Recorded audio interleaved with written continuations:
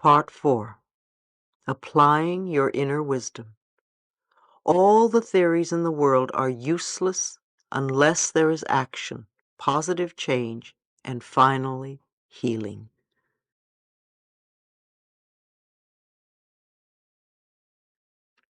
Chapter 11. Receiving Prosperity. When we get frightened, we want to control everything, and then we shut off the flow of good. Trust life. Everything we need is here for us. The power within us is willing to give us our fondest dreams and enormous plenty instantaneously. The problem is that we are not open to receiving it. If we want something, our higher power doesn't say, "I'll think about it." It readily responds and sends it through, but we have to be ready for it. If not, it goes back into the storehouse of unfulfilled desires. Many people come to my lectures and sit with their arms folded across their bodies. And I think, how are they going to let anything in? It's a wonderful symbolic gesture to open our arms wide so the universe notices and responds. For many it's very scary, because if they open themselves up, they will think they may get terrible things, and they probably will, until they change whatever it is inside them that believes they will attract doom and gloom. When we use the term prosperity, a lot of people immediately think of money.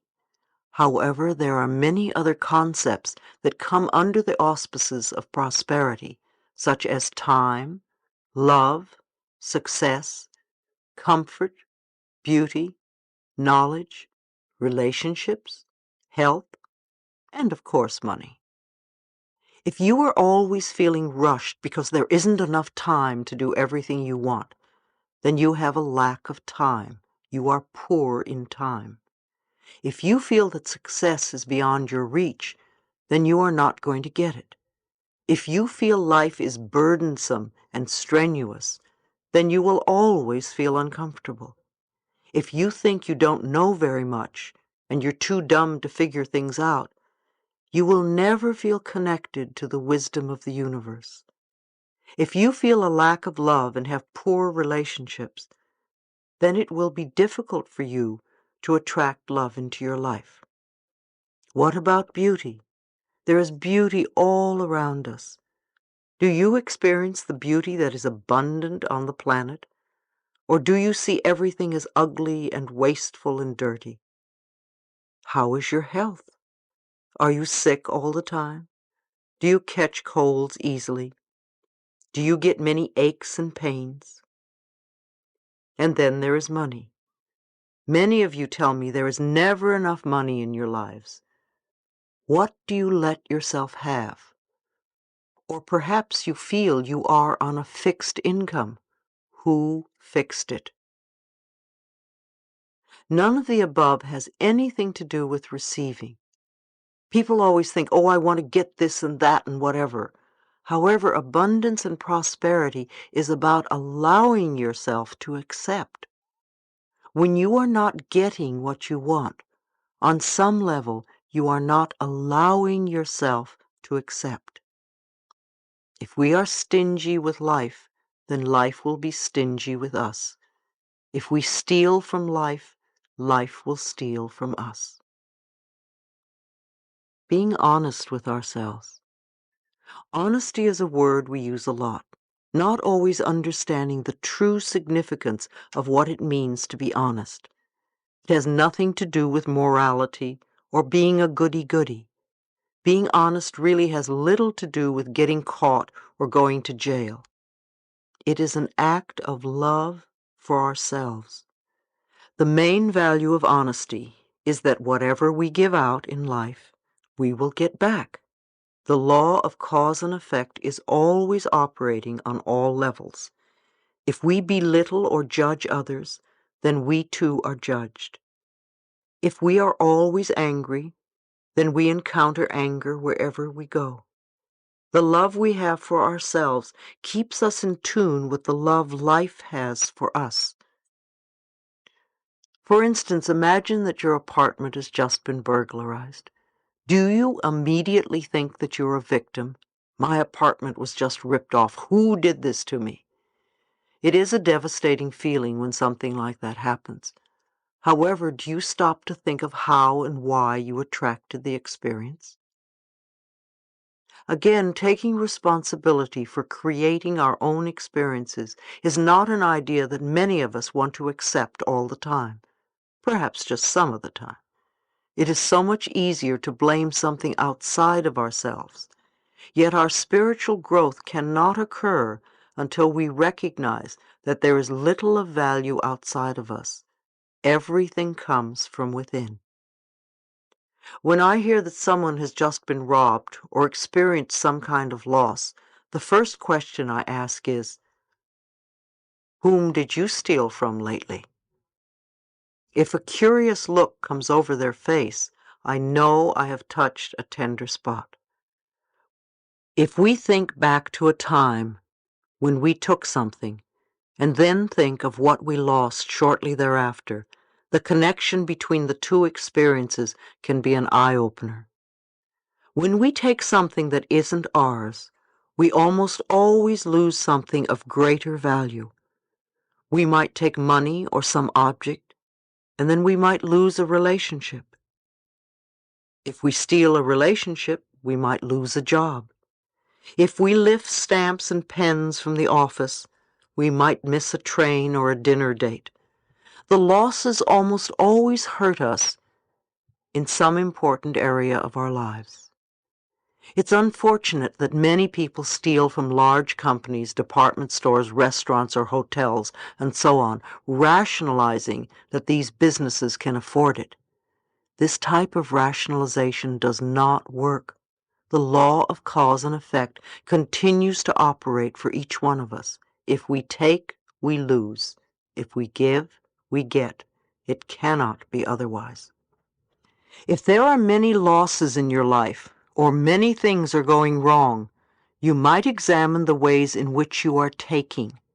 Some people who would not dream of stealing things will self-righteously rob another person of time or self-esteem.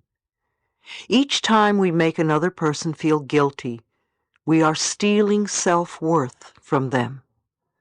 To be truly honest on all levels takes a great deal of self-examination and self-awareness. When we take something that does not belong to us, we are, in effect, instructing the universe that we don't feel worthy of earning.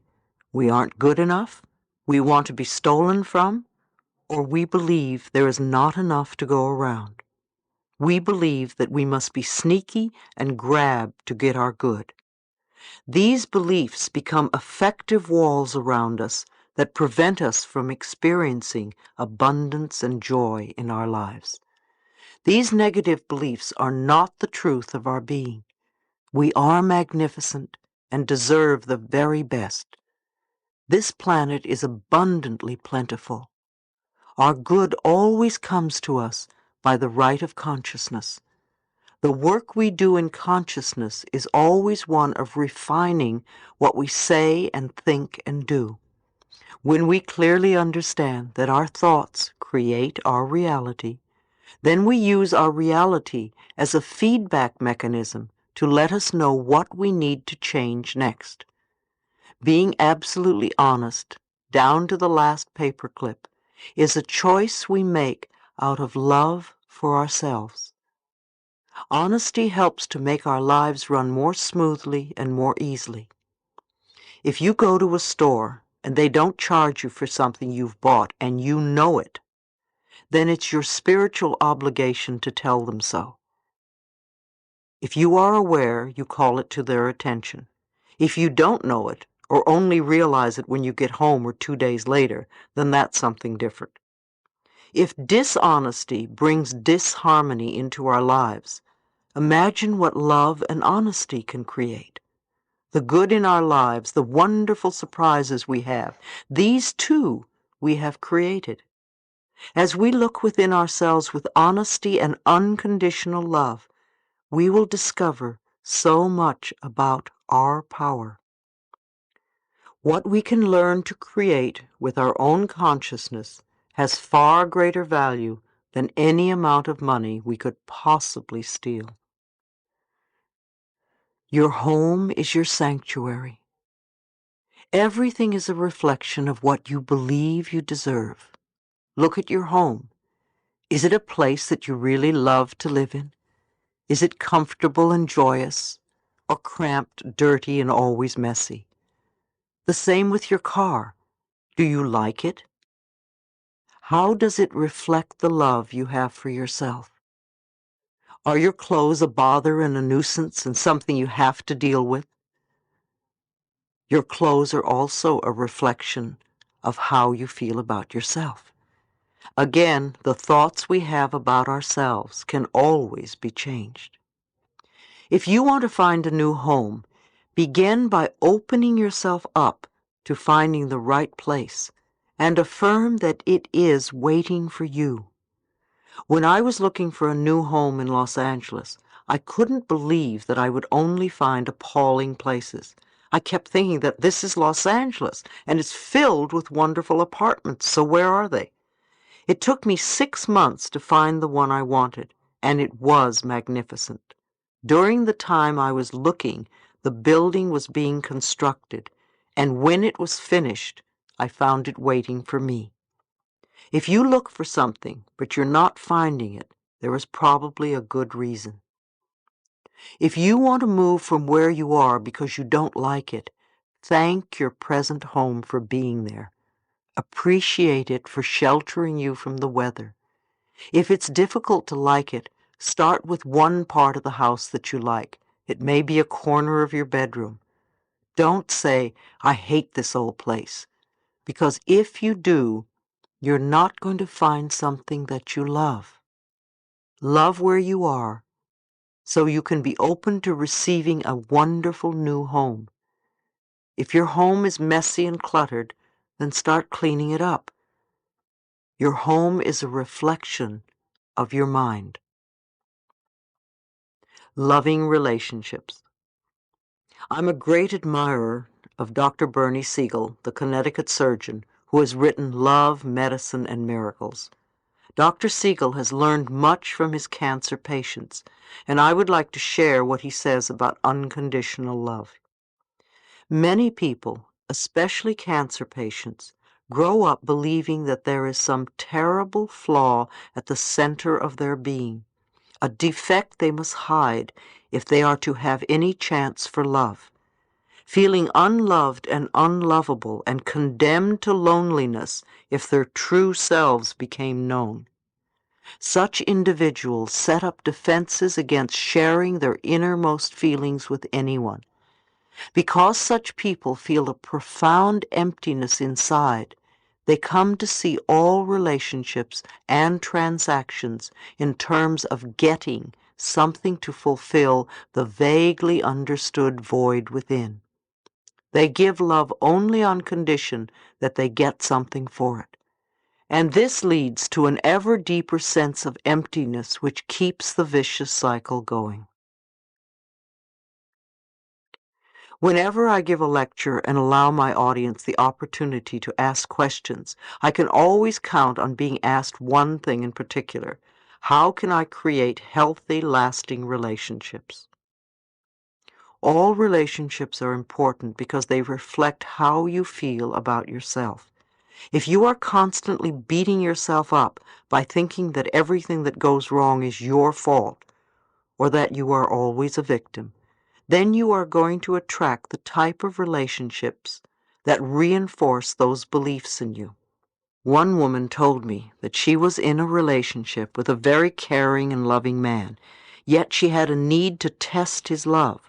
So I asked her, why would you test his love? She said that she felt unworthy of his love because she wasn't loving herself enough. So I suggested that 3 times a day she stand with her arms open and say, I am willing to let the love in. It's safe to let the love in. Then I told her to look into her own eyes and say, I deserve and I am willing to have, even if I don't deserve. Too often you deny your good because you don't believe you can have it. For instance, you want to get married or have a long-lasting relationship. The person you go out with has 4 of the qualities you want in a partner. You know you're on your way. You want a little more of this or want to add a little something new to your list.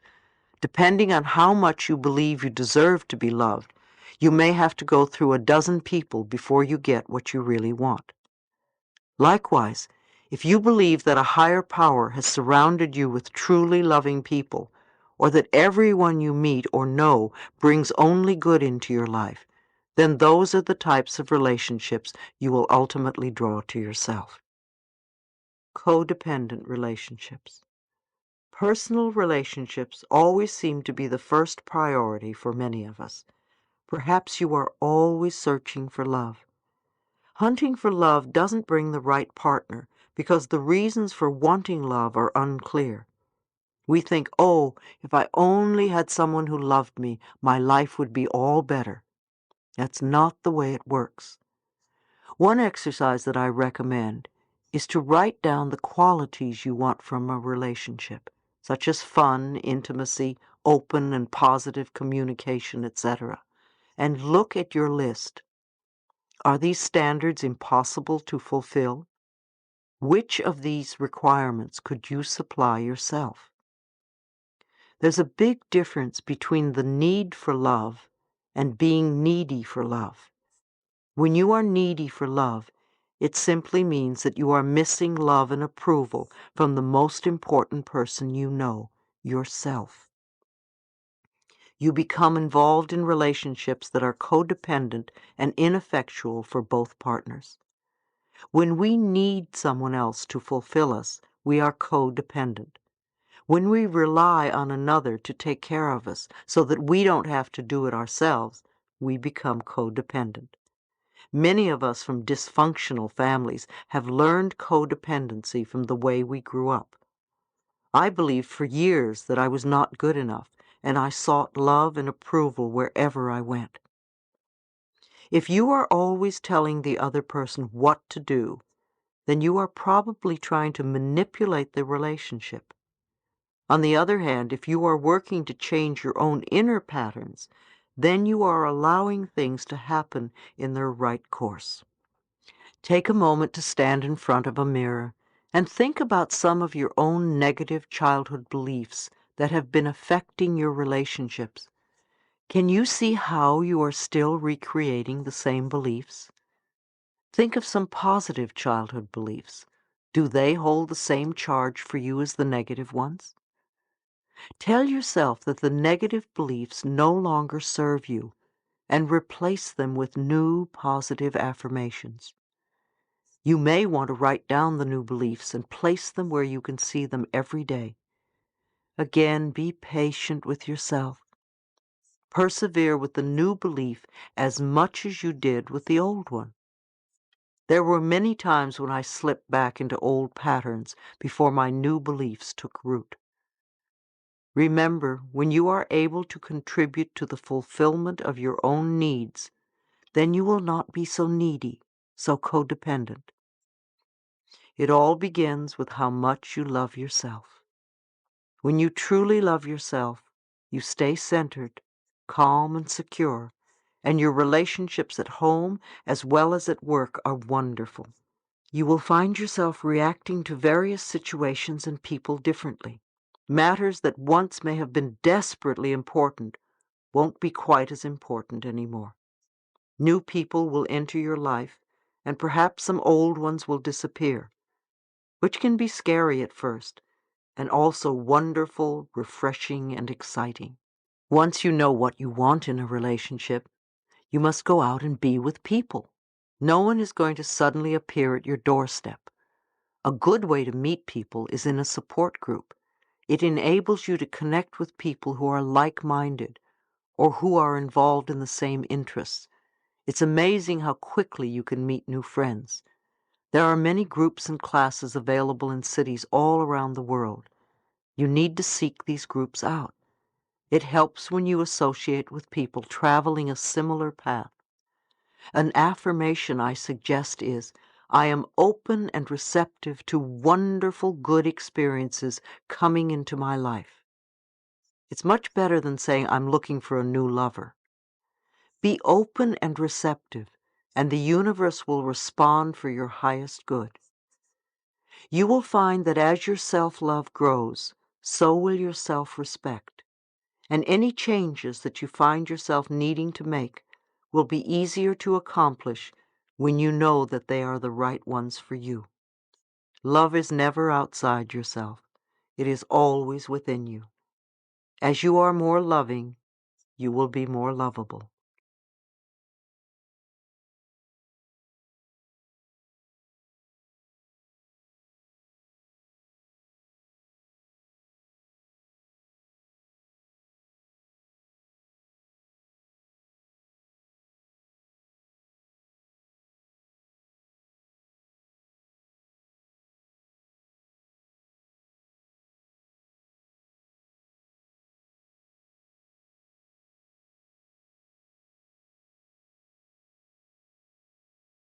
Beliefs about money.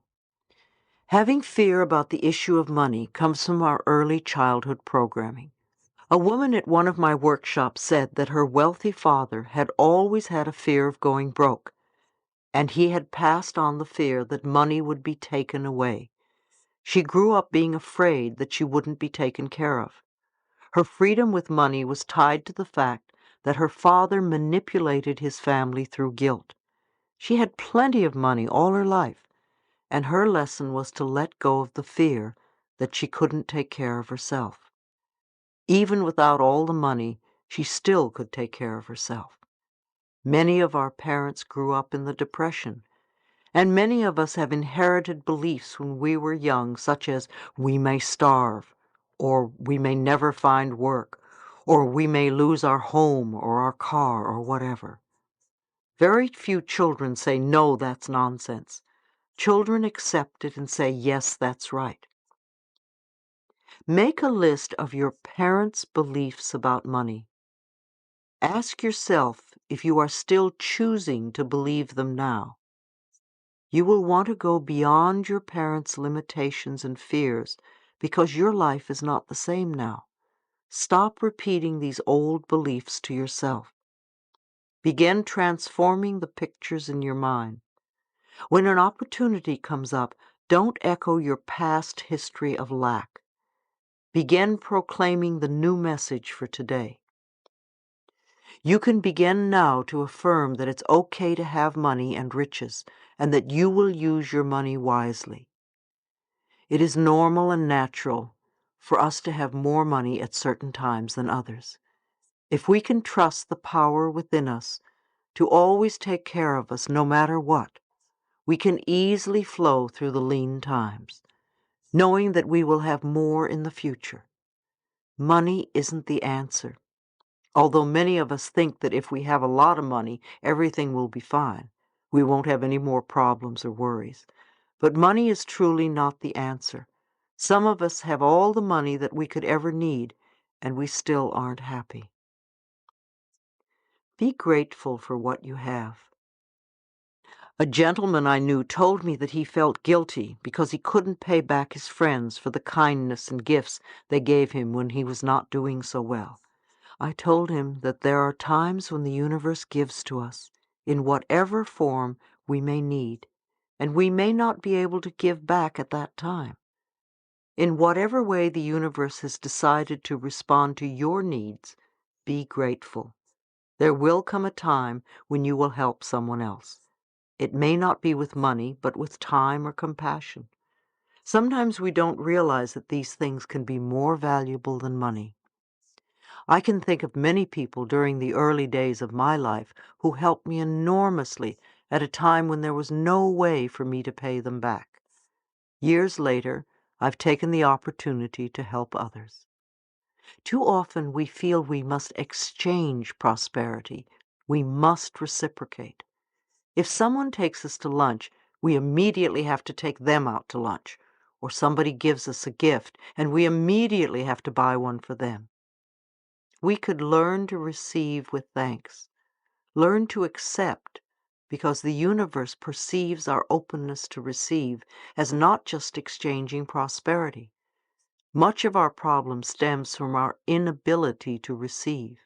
We can give, but it's so difficult to receive. When someone gives you a gift, smile and say thank you. If you say to that person, "Oh, it's the wrong size or the wrong color," I guarantee the person won't ever give you another gift. Accept graciously. And if it really isn't right for you, give it to someone else who can use it. We want to be grateful for what we do have, so that we can attract more good to us. If we focus on lack, then we will draw it to us. If we are in debt, we need to forgive ourselves, not berate ourselves. We need to focus on the debt being paid off by doing affirmations and visualizations. The best thing we can do for people who are having money problems is to teach them how to create it in consciousness, because then it's lasting.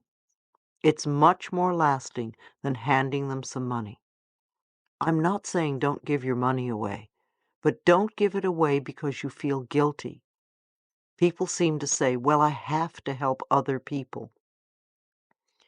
You're a people too.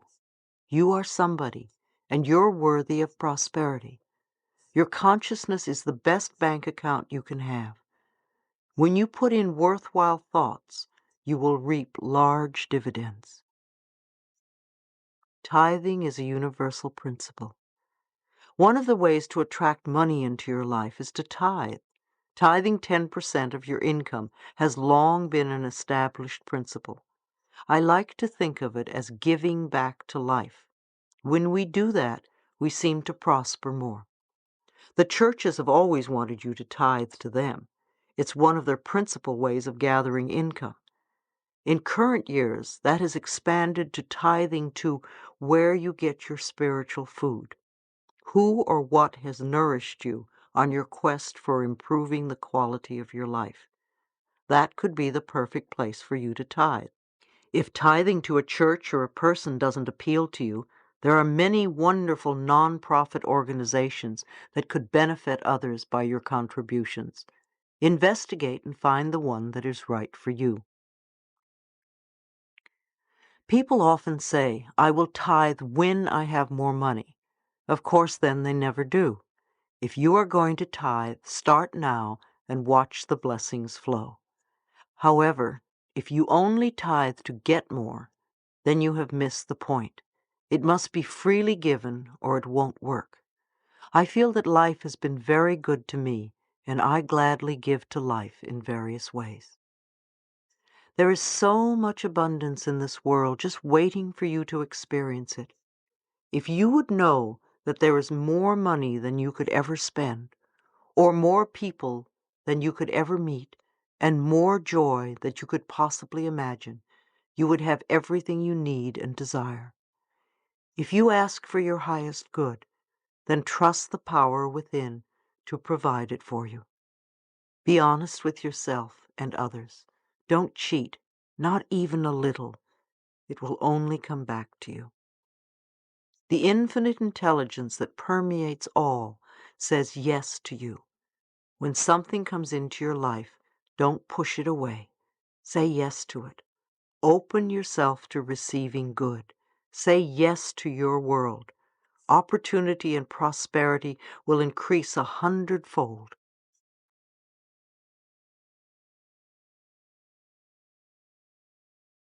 Chapter 12. Expressing your creativity. When our inner vision opens, our horizons expand. Our work is a divine expression. When people ask me about my purpose in life, I tell them that my work is my purpose. It is very sad to know that most people hate their jobs, and even worse, that they don't know what they want to do. Finding your life's purpose, finding work that you love to do, is loving who you are. Your work serves as your expression of creativity. You need to go beyond your feelings of not being good enough or not knowing enough. Allow the creative energy of the universe to flow through you in ways that are deeply satisfying to you. It doesn't matter what you do, as long as it is satisfying to your being and it fulfills you. If you hate where you work or hate what you're doing, you will always feel the same about your job unless you change inside. If you go to a new job with your same old work beliefs, you will only feel the same way again in time. Part of the problem is that many people ask for what they want in a negative way. One woman had a very difficult time stating what she wanted in a positive way. She kept repeating, "I don't want this to be a part of the job," or "I don't want this to happen," or "I don't want to feel the negative energy there." Can you see that she was not declaring what she did want? We need to be clear on what we want. Sometimes it's troublesome to ask for what we want. It's so easy to say what we don't want. Start declaring what you want your work to be. My work is deeply fulfilling. I help people. I am able to be aware of what they need. I work with people that love me. I feel safe at all times. Or perhaps, my work allows me to express my creativity freely. I earn good money doing things I love. Or, I am always happy at work. My career is filled with joy and laughter and abundance. Always declare in the present tense. What you declare, you will get. If you don't, then there are beliefs within you that are refusing to accept your good. Make a list of what I believe about work. You may be amazed at the negative beliefs within you. You won't prosper until you change those beliefs. When you work at a job you hate, you are shutting down your power to express itself. Think of the qualities you want in a job, what it would feel like if you had the perfect job. It is essential that you are clear about what you do want. Your higher self will find a job that is right for you. If you don't know, be willing to know. Open yourself to the wisdom that is inside you. I learned early through Science of Mind that my job was to express life. Every time I was presented with a problem, I knew it was an opportunity to grow, and that the power that created me had given me everything I needed to solve that problem. After my initial panic, I would quiet my mind and turn within. I gave thanks for the opportunity to demonstrate the power of the divine intelligence working through me. A woman at one of my workshops wanted to be an actress. Her parents persuaded her to attend law school, and she was under a lot of pressure from everyone around her to go into law. However, she stopped going after 1 month.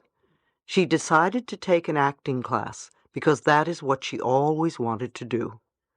Soon after, she started having dreams that she was going nowhere in her life, and she became miserable and depressed. She was having a problem letting go of her doubts and had reservations about making the biggest mistake in her life, which she feared she could never go back and change. I asked her, "Whose voice is that in there?" And she said those were the words that her father had told her several times. There are many people who can relate to this young woman's story.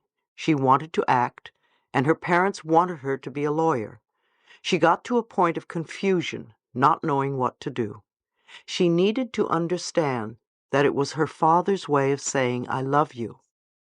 If she became a lawyer, he felt she would be safe and secure, and that's what he wanted. However, it's not what she wanted. She had to do what was right for her life, even if it did not meet her father's expectations. I told her to sit in front of the mirror and look into her eyes and say, "I love you, and I support you in having what you really want. I'm going to support you in every way that I can."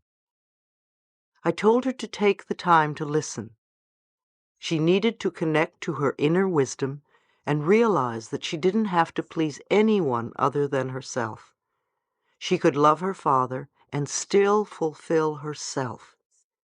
She had the right to feel worthy and able to do it. And she could tell her father, "I love you, and I don't want to be a lawyer. I want to be an actress," or whatever. It's one of our challenges to do what is right for us, even when those who care about us have other ideas. We are not here to fulfill other people's expectations. When we have strong beliefs that we don't deserve, we have problems doing what we want. If other people tell you that you can't have, and then you deny yourself, the child inside you doesn't believe it deserves anything good. Again, it comes back to learning and practicing ways to love yourself more each day. I repeat, do begin by writing down everything you believe about work and failure and success.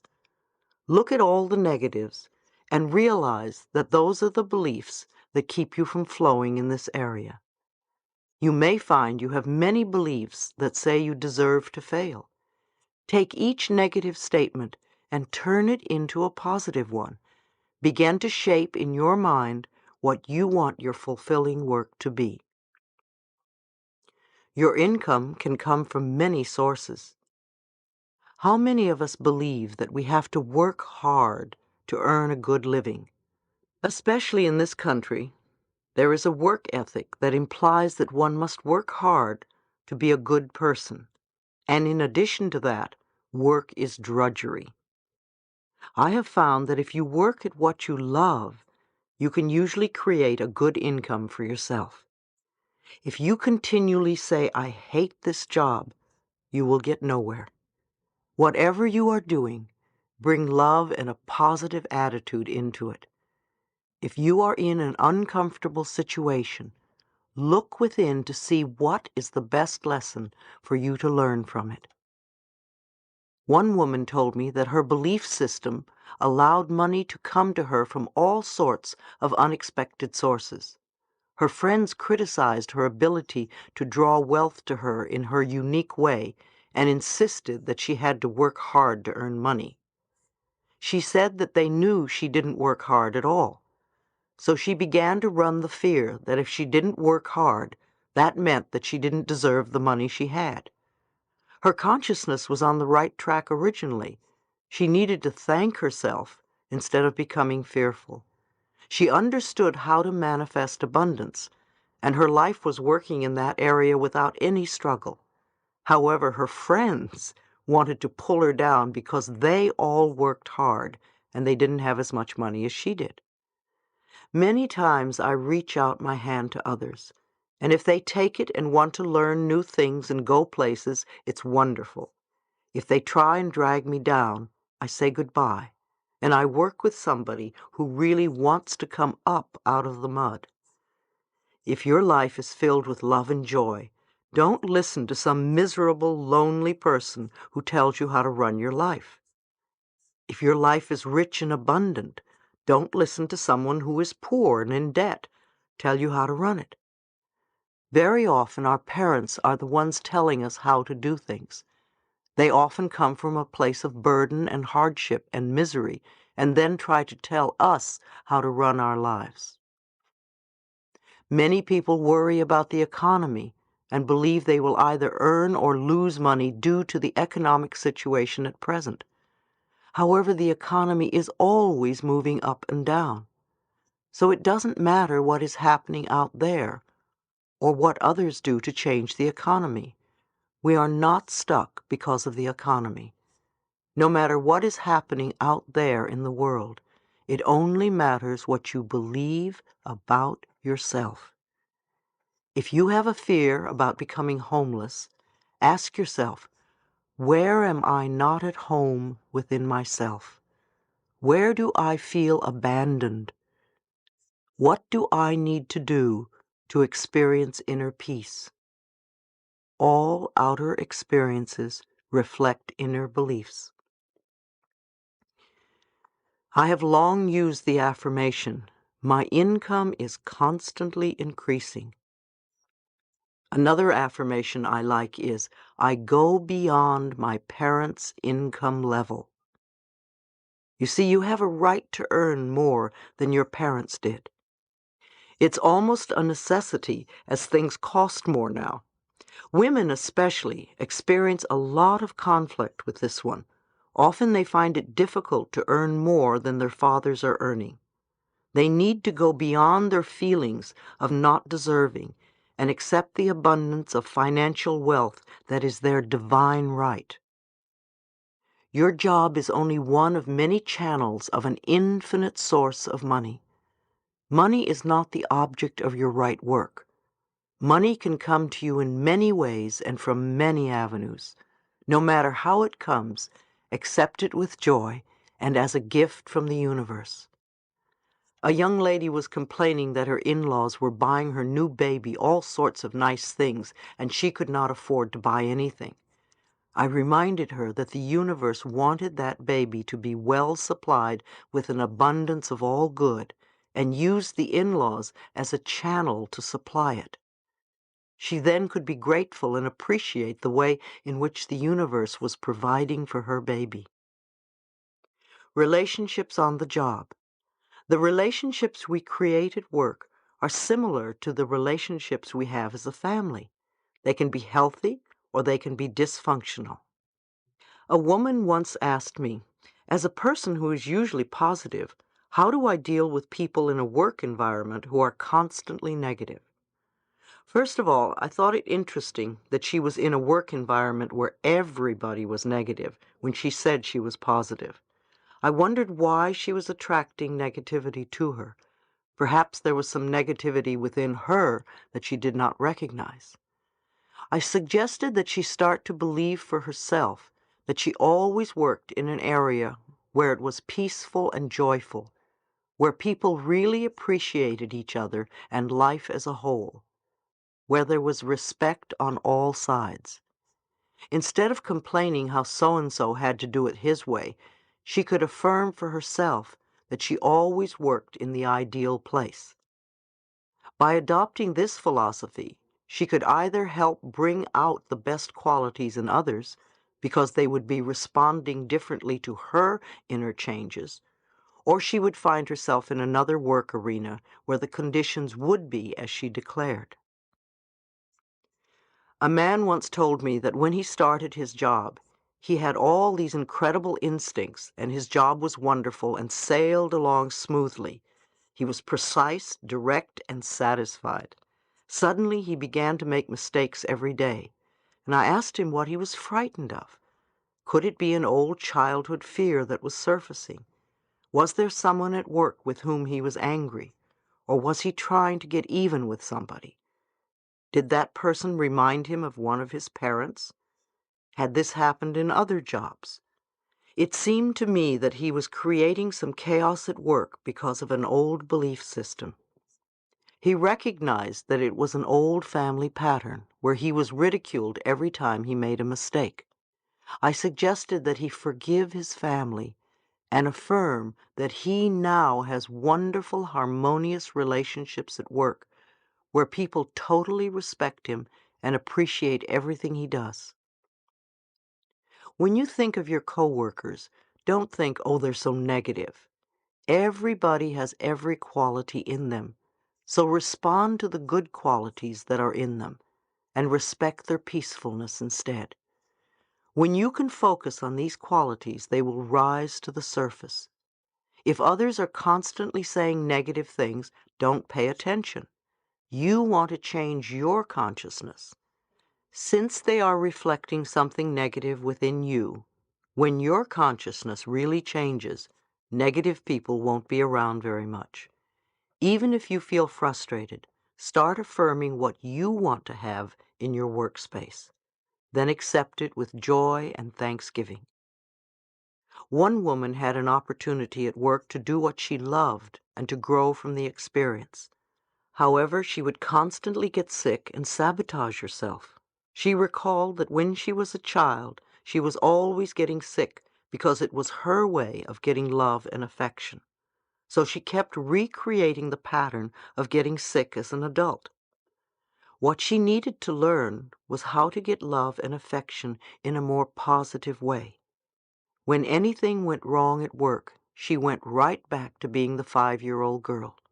So when she began to take care of her little inner child, she also learned to feel safe and to accept her power. Competition and comparison are two major stumbling blocks to your creativity. Your uniqueness sets you apart from all others. There has never been another person like you since time began. So what is there to compare or compete with? Comparison either makes you feel superior or inferior, which are expressions of your ego, your limited mind thinking. If you are going to compare to make yourself feel a little bit better, then you are saying somebody else isn't good enough. If you put others down, you may think you will raise yourself up. What you really do is put yourself in a position to be criticized by others. We all do this on some level, and it's good when we can transcend it. Becoming enlightened is to go within and shine the light upon yourself so that you can dissolve whatever darkness is in there. I want to say again that everything changes, and what was perfect for you once may not be anymore. In order for you to keep changing and growing, you keep going within and listening for that which is right for you in the here and now. Changing the way we do business. For the past several years, I've owned my own business. My motto has been that we open the mail and answer the phone and handle what is in front of us, and there is always plenty to do. As we did this day by day, the business grew from a few people to well over 20 employees. We established our business on spiritual principles, using affirmations to open and close meetings. We realized that many other businesses ran on competition, often condemning others, or greed, and we did not want to put that energy out to others, knowing that it would come back to us. We decided that if we were going to live by the philosophy, we were not going to operate under the old concepts of doing business. If problems arose, we would spend time affirming what we wanted to change.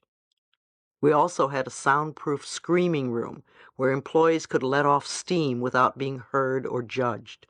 It was also a place where they could meditate or relax, and we supplied it with plenty of tapes for people to listen to. It became a safe haven in times of difficulty. I remember a time when we were having many problems with our computer system, and every day something would break down.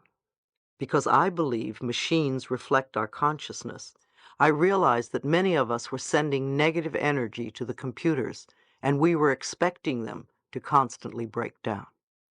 I had an affirmation programmed into the computer. Good morning. How are you today? I work well when I am loved, and I love you. In the morning, when everyone turned on their computers, that message would appear. It's amazing how we had no more problems with our computers. Sometimes we think of things that happen, especially at work, as disasters. But we must look at them for what they are, simply life experiences that always teach us something. I know that I have never had a disaster that did not end up a good learning experience in the end, often moving me to a much better level in life. For instance, recently my company, Hay House, was not doing so well. Like the economy, our sales would go up and down, and it appeared that sales were down and staying that way, at least for the moment. However, we did not adjust to that, and month after month we were spending more than we took in. Anyone who has owned a business knows that that is not the way to do it. Eventually it looked as if I would lose my business if I didn't take some drastic measures. Those drastic measures included letting go of over half my staff. You can imagine how difficult it was for me to do that. I remember walking into the conference room where all my staff had gathered to deliver the news. I was in tears, but I knew it had to be done.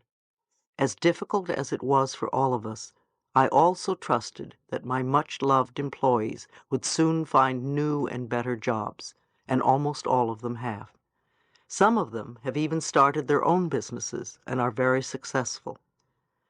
At the darkest time, I kept knowing and affirming that this experience would turn out to be for the highest good of all concerned. Of course, everyone else assumed the worst. Rumors were flying that Hay House was belly up, not just within the people I knew, but all over the country. Our sales staff were surprised that so many business people even knew about our company, let alone its financial condition. I have to admit that we took great joy in proving these forecasts wrong. By tightening our belts tremendously, we didn't go belly up. With our smaller staff, and each of us determined to make it work, we've come through it very well, but most importantly, we have learned a lot. In the meantime, Hay House is now doing better than ever. My staff is enjoying their work, and I am enjoying my staff. Even though we are all working harder, the interesting thing is that no one feels that they have too much work to do. We are even getting more books out than we ever had, and are attracting much more prosperity in all areas of our lives. I believe that everything does work out for the best in the end, but sometimes it is hard to see that while you are going through the experience. Think of a negative experience that may have happened to you in your work or in your past in general. Perhaps you were fired, or maybe your spouse left you. Now go beyond it and take a look at the big picture. Didn't many good things happen as a result of that experience? I've heard so many times, yes, that was a horrible thing that happened to me, but if it hadn't, I would never have met so-and-so, or start my own business, or admit that I had an addiction, or learn to love myself. By trusting the divine intelligence to let us experience life in the way that is best for us, we empower ourselves to actually enjoy everything that life has to offer, the good as well as the so-called bad. Try applying this to your work experiences and notice the changes that happen to you. Those who own or operate businesses can begin to function as an expression of divine intelligence. It is important to keep the lines of communication open with employees and allow them to express their feelings about their work in a safe way. Make sure the offices are a neat and clean place to work. Here again, clutter in an office reflects the consciousness of the people working there. With all the physical clutter, how can the mental or intellectual tasks be done well and on time? You could adopt a statement of purpose that reflects the desired philosophy of your business. At Hay House, we feel our purpose is creating a world where it is safe for us to love each other. When you allow divine intelligence to operate in all aspects of business, then everything flows on purpose and according to a divine plan. The most wonderful opportunities will fall in your lap. I see many businesses beginning to change. There will come a time when business will not be able to survive using the old ways of competition and conflict. One day we will all know that there is plenty for everyone and that we can bless and prosper each other. Companies can begin to shift their priorities and make it a great place for their workers to express themselves and have their products and services benefit the planet in general. People want to get more out of their work than just a paycheck. They want to contribute to the world and feel fulfilled.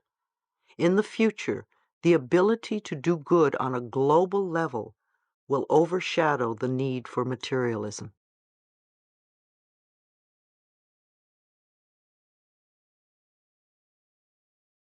Chapter 13. The Totality of Possibilities. Each one of us is totally linked with the universe and with all of life.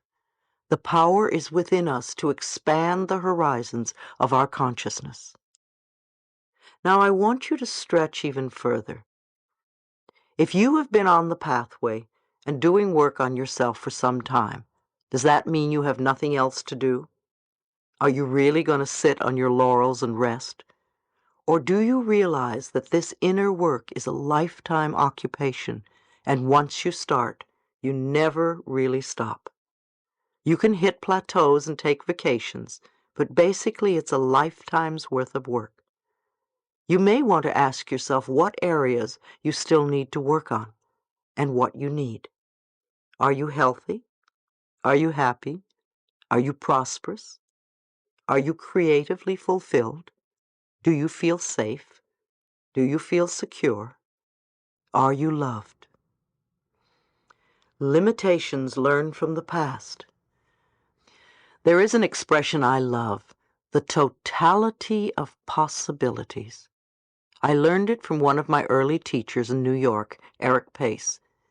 It always gave me such a taking off place for letting my mind go beyond what I thought possible, far beyond the limited beliefs I grew up with when I was young.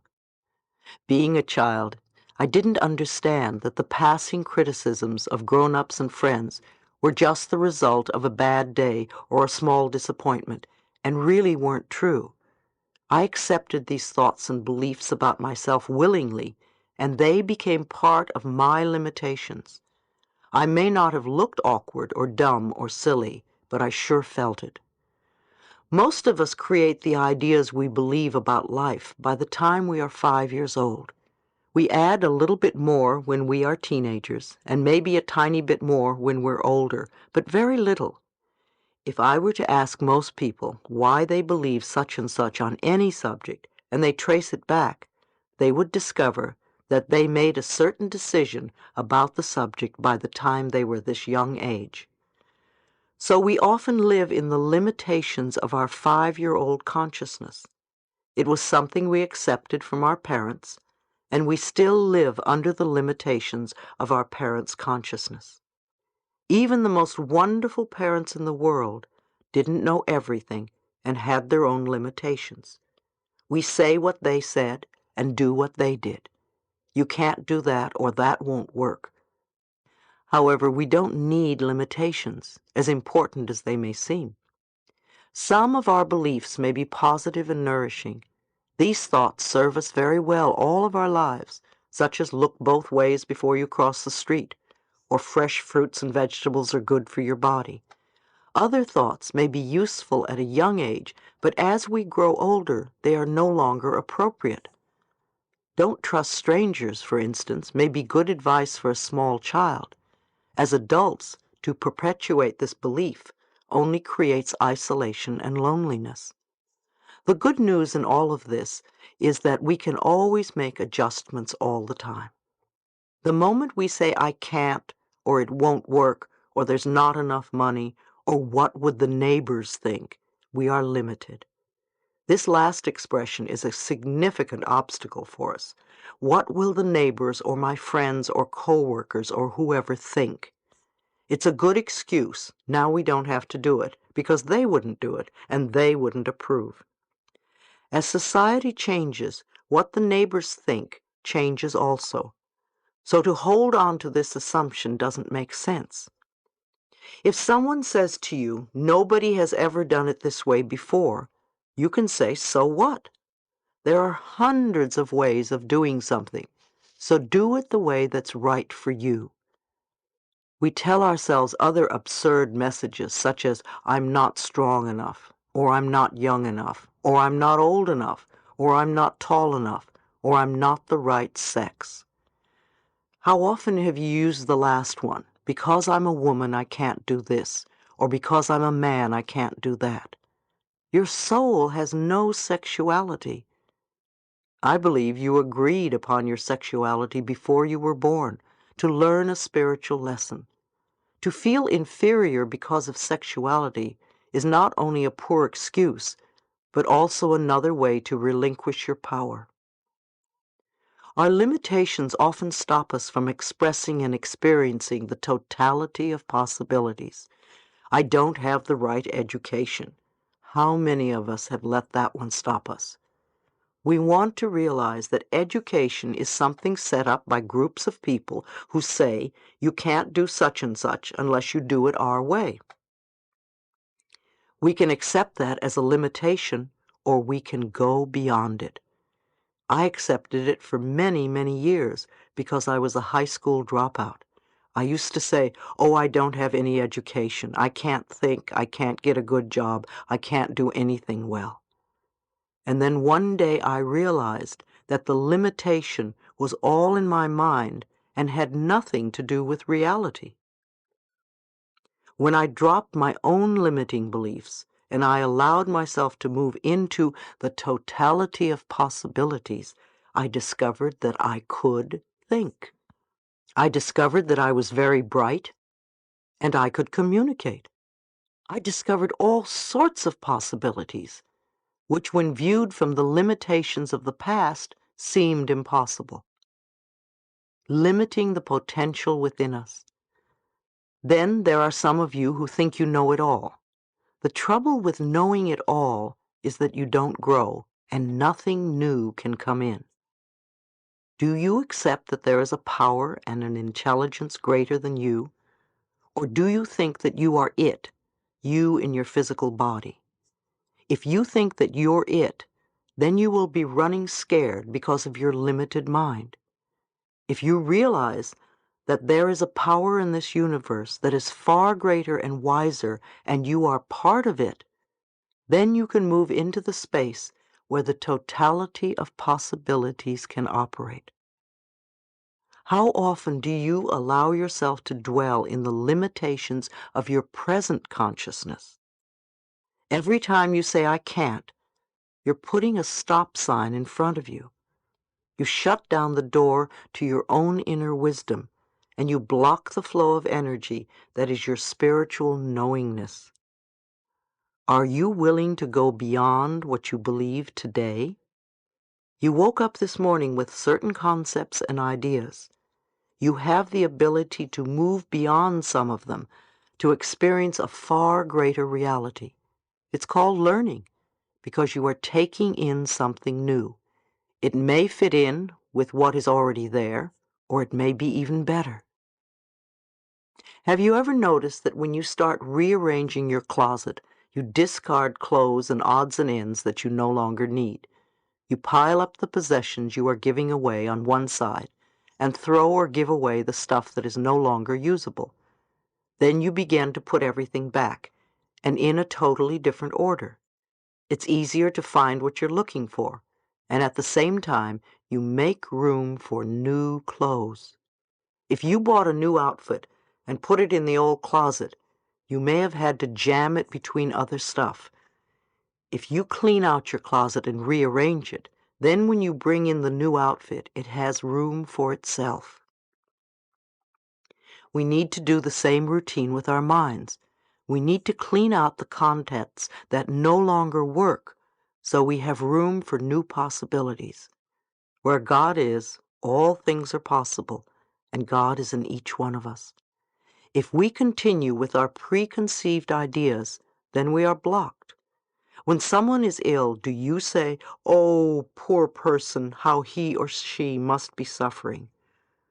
Or do you look at the person and see the absolute truth of being and affirm the health of God that is within? Do you see the totality of possibilities and know that miracles can happen? A man I once met told me very emphatically that it was absolutely impossible for a grown person to change. He was living in the desert and had all sorts of illnesses, and he wanted to sell his property. He didn't want to change his thinking, so he was very rigid when it came time to negotiate with a buyer. It had to be done his way.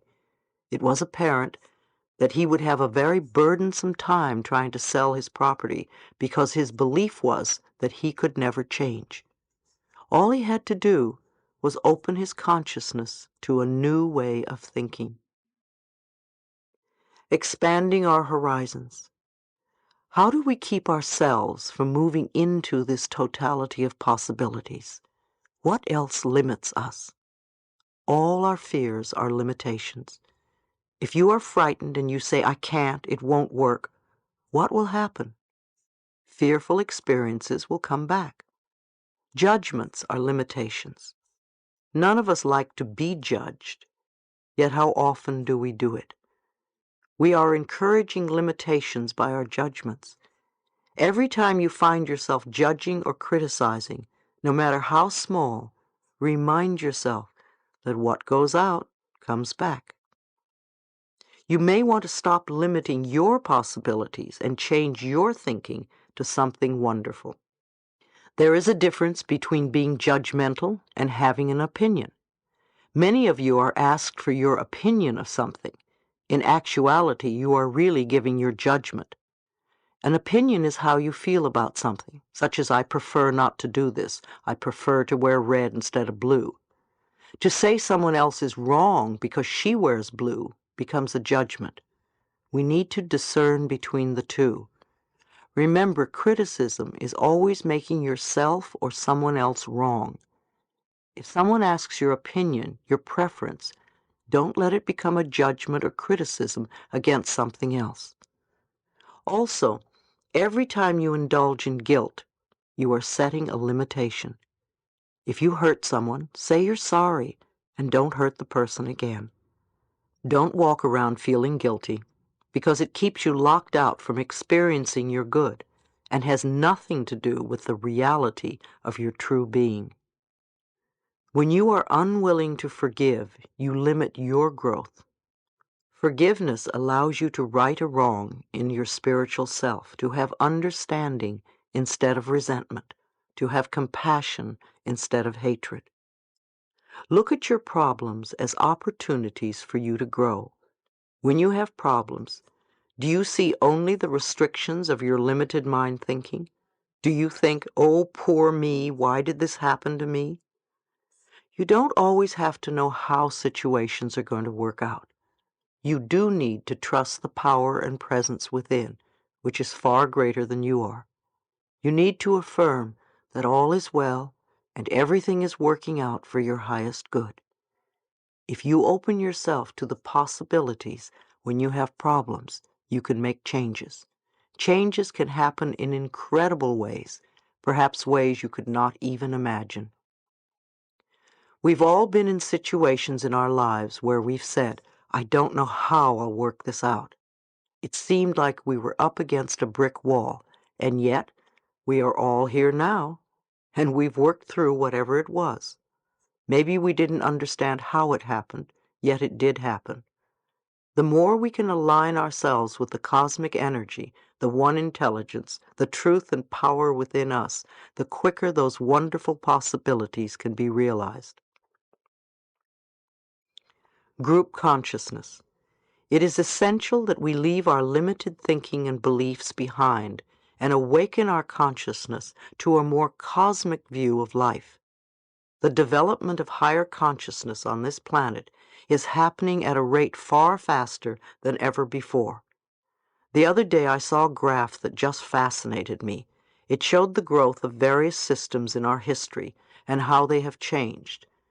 The agricultural development was overshadowed by industrial growth, and then around 1950 the informational phase took over as communication and computer operation became widespread. Alongside this informational period, there is also a consciousness-raising movement graph that is shooting far ahead of the informational phase at an unchallenged rate of advancement. Can you imagine what it means? I do a lot of traveling, and wherever I go, I see people who are studying and learning.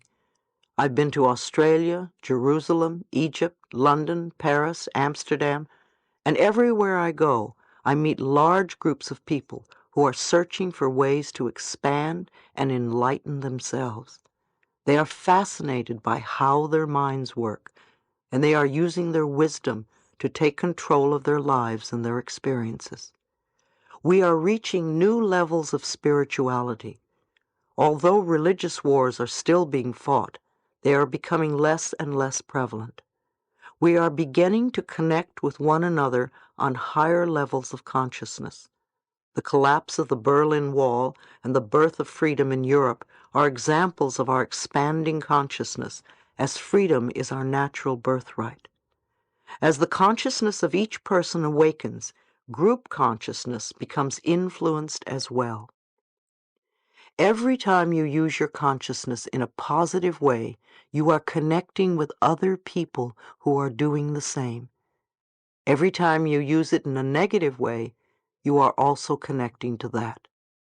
Every time you meditate, you are connecting with other people on the planet who are meditating. Every time you visualize good for yourself, you do it for others as well. Every time you visualize the healing of your body, you connect with others who are doing the same thing.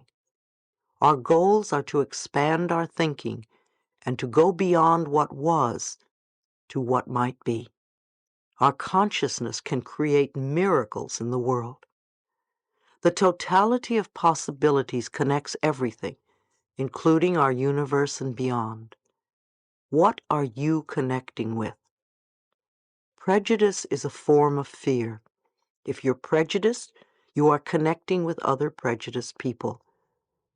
If you open your consciousness and do the best you can to work on a level of unconditional love, then you connect with the curve on the graph that is climbing upwards. Do you want to be left behind, or do you want to go up with the curve? Often there is a crisis in the world. How many people send positive energy to the troubled area and do affirmations that everything works out as quickly as possible and there is a solution for the highest good of all concerned? You need to use your consciousness in a way that will create harmony and plenty for all people. What sort of energy are you sending? Instead of condemning and complaining, you can connect with the power on the spiritual level and affirm the most positive results imaginable.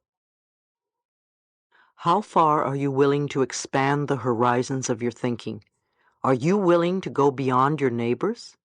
If your neighbors are limited, make new friends. How far will you stretch? How willing are you to change I can't to I can?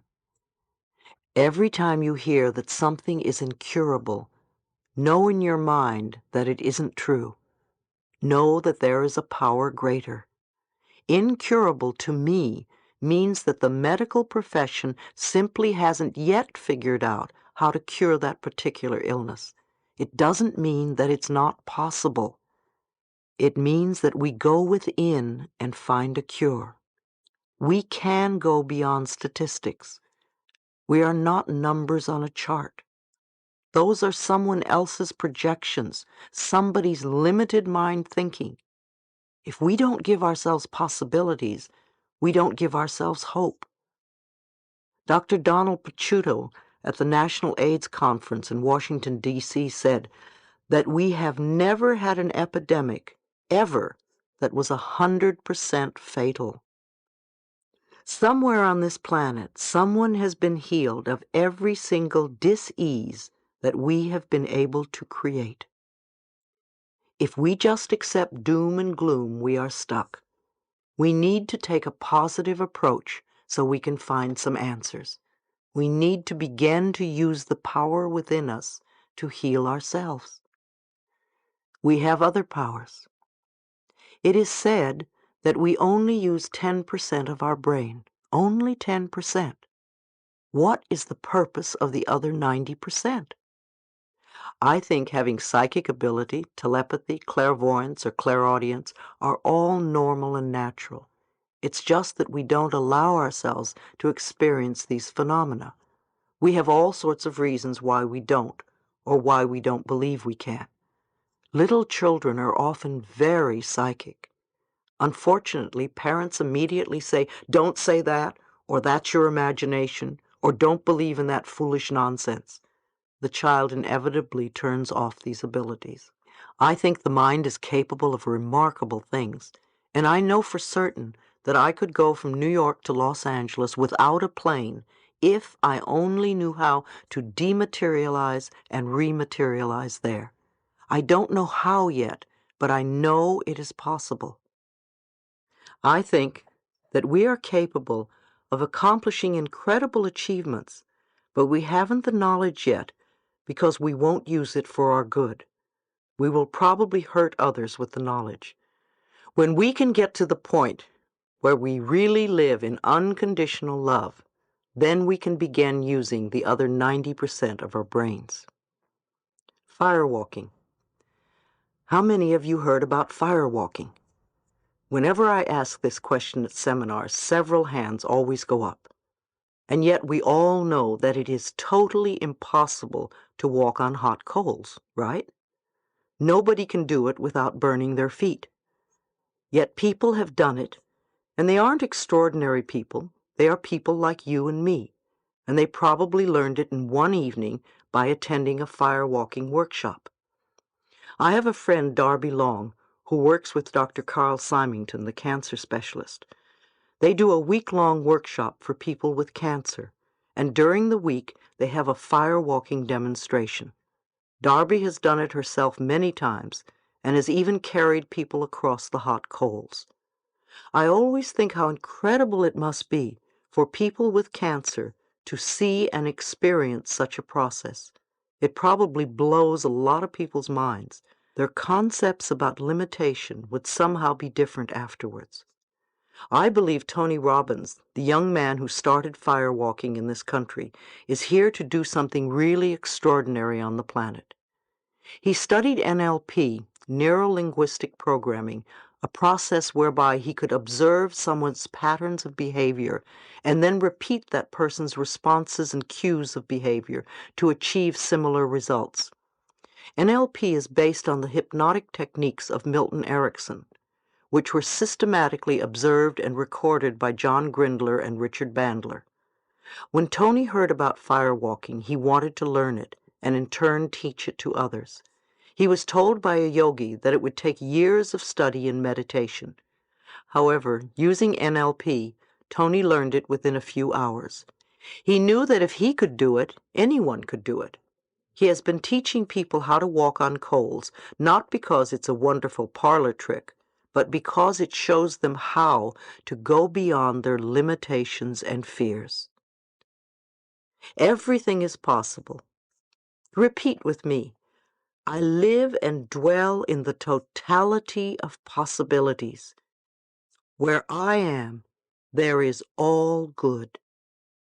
Think about these words for a minute. All good. Not some, not a little bit, but all good. When you believe that anything is possible, you open yourself up to answers in every area of your life. Where we are is the totality of possibilities.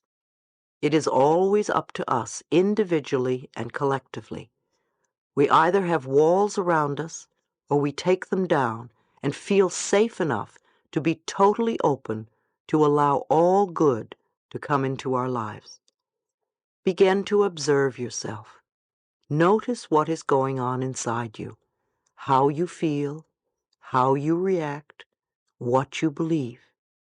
And allow yourself to observe without comment or judgment. When you can, you will live your life from the totality of possibilities. Part 5. Letting go of the past. The planet is becoming conscious as a whole. It is becoming self-conscious.